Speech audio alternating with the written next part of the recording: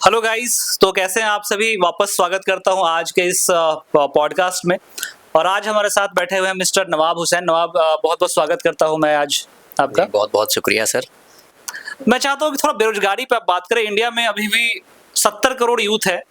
आधा संख्या जो इंडिया का है, 150 करोड़ की पॉपुलेशन में 70 करोड़ हमारे यूथ हैं, उसमें भी मैक्सिमम बेरोजगार हैं। और नहीं सर, जब भी मैं कहता हूँ आईना देखता हूँ तो आईने के अंदर जो अक्स नजर आता है मुझे वो वक्त से बलवान नजर आता है। और आप कह रहे हैं बेरोजगार 70 करोड़ की, हिंदुस्तान के अंदर 150 के 50 सारे रोजगार नजर आता है।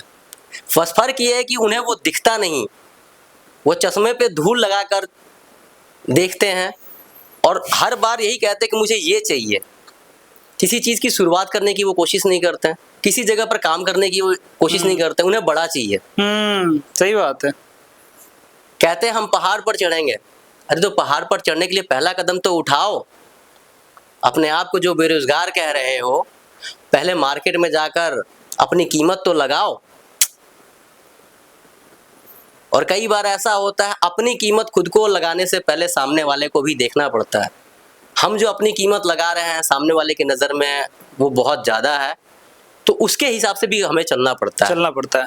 तो नौकरी मिलती है किसी को या फिर कोई कारोबार करने जाता है तो चाहता है कि मैं एक रात में ही अमीर बन जाऊँ, ये सारी चीज़ें मैं एक रात में ही सीख जाऊँगा। तो ये पॉसिबल नहीं है, वो नहीं सीख सकते, लेकिन उन चीज़ों को समझना नहीं चाहते।